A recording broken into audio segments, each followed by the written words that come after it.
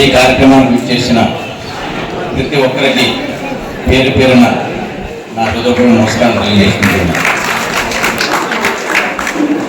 మరి ఎన్నో సంవత్సరాలుగా